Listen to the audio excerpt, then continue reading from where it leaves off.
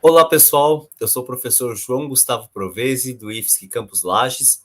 Estou gravando esse vídeo para falar um pouquinho para vocês do nosso projeto Fungos do gênero Tricoderma para a produção de enzimas hidrolíticas, um projeto do edital 01 de 2020, PROP, o PIBIC-EM.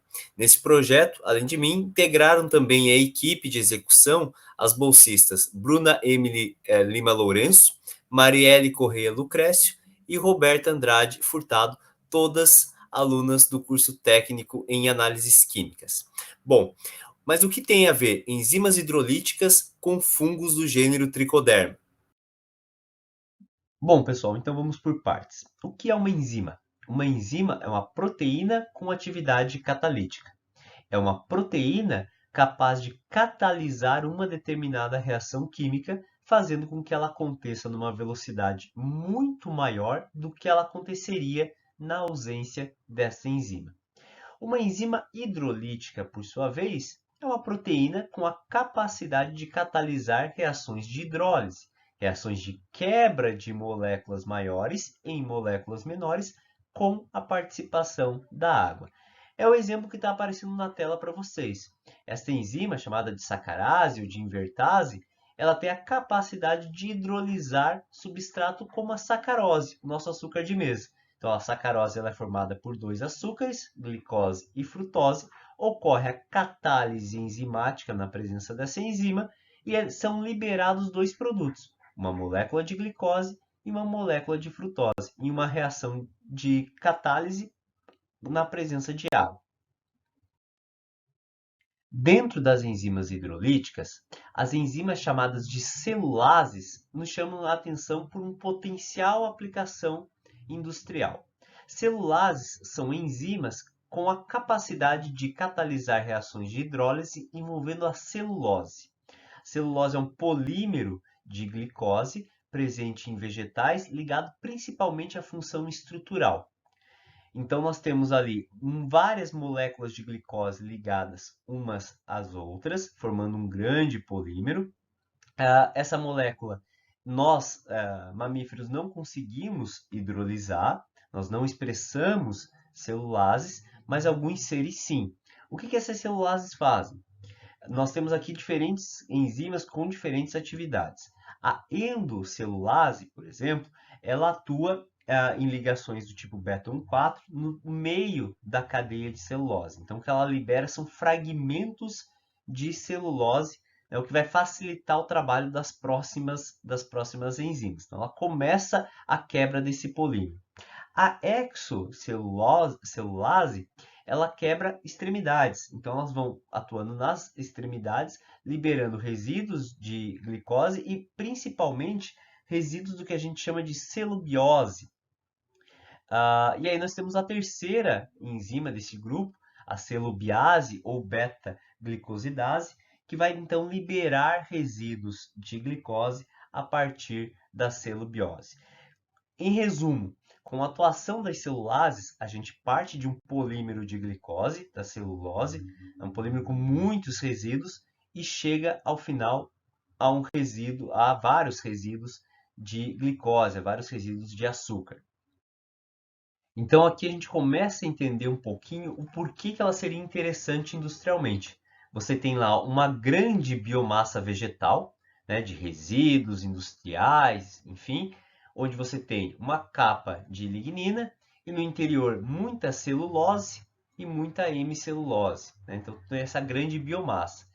Este material, esses polímeros de glicose, eles não estão disponíveis para uso como alimento ou para uso de biofermentação, por exemplo, não de uma maneira fácil. Então, se nós pensarmos nessas fibras de celulose sendo hidrolisadas enzimaticamente, nós temos ali a liberação então de muitas moléculas de glicose que podem participar de processos fermentativos, por exemplo, podem ser incorporadas em matrizes alimentares, enfim, com diversas potenciais aplicações industriais. E aqui então entram os nossos fungos do gênero Trichoderma. Diversos seres expressam celulases e outras enzimas hidrolíticas de interesse e são estudadas são estudados mundialmente na produção dessas enzimas, com o foco de uma produção mais sustentável e barata deste material, né? E com o fungo Trichoderma não é diferente, né? São fungos filamentosos que vêm sendo estudados aí por diversos grupos na produção dessas enzimas. Então, de uma forma geral, a nossa ideia quando esse projeto foi proposto era cultivar e estudar o fungo do gênero Trichoderma em laboratório, né? Alguns pesquisadores da área agrícola do Campus Lages já trabalharam com este fungo, mas não na expressão de enzimas hidrolíticas. Nós levaríamos esse material para o laboratório, cultivaríamos esses fungos e estudaríamos condições de produção de enzimas hidrolíticas, principalmente de celulases. E numa terceira etapa do projeto, avaliar potenciais aplicações industriais para essas enzimas. Contudo, devido à pandemia pela Covid-19, durante todo o período de execução do projeto, de agosto de 2020 a julho de 2021, a instituição ficou em atividades não presenciais e nós não pudemos utilizar os laboratórios e a infraestrutura da instituição. Assim, nós tivemos que nos reunir constantemente e reformular os objetivos e as atividades do projeto. Neste período, então, de atividades não presenciais, as alunas bolsistas realizaram pesquisas na literatura em bases de dados nacionais e internacionais e elaboraram um artigo de revisão envolvendo enzimas hidrolíticas e fungos do gênero Trichoderma. Esse artigo está passando por alguns ajustes para ser submetido, então, à publicação. Essas pesquisas na literatura também possibilitaram a elaboração por parte das alunas bolsistas de protocolos de análises microbiológicas, envolvendo desde o isolamento e cultivo de fungos do gênero Trichoderma em laboratório, e também das análises enzimáticas, né, avaliando então condições de expressão e atividade dessas enzimas hidrolíticas de interesse. Essas duas atividades elas reforçaram a intenção inicial do projeto, né? Elas reforçaram o potencial desses fungos para a produção dessas enzimas e se eles serão utilizados em projetos futuros aqui do nosso grupo e também em aulas práticas de microbiologia do IFSC Campus Lages. É importante destacar que, apesar das limitações que nós enfrentamos, a maior contribuição desse projeto foi na formação das discentes bolsistas, né? Elas precisaram, durante todo esse período, atuar com criatividade, com proatividade, para buscar as atividades que elas deveriam fazer, precisaram se envolver em aspectos científicos básicos, como a capacidade de investigação, o senso crítico, a capacidade de buscar material na literatura, e isso certamente será importante para a formação acadêmica dessas discentes. Olá, sou Roberta Andrade Furtado e estou representando as minhas colegas que participaram do projeto PIBQM comigo. O projeto PIBQM é um projeto disponibilizado para acadêmicos de cursos técnicos, pois os estudantes precisam estar inseridos no ensino médio.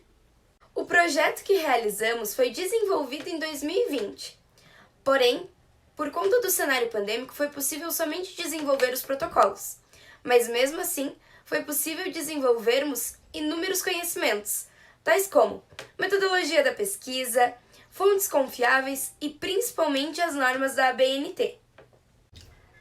A pesquisa e extensão é uma grande oportunidade dentro da vida acadêmica, pois além de atribuir conhecimentos, além do curso que o acadêmico está inserido, possui pontos positivos para o currículo do estudante.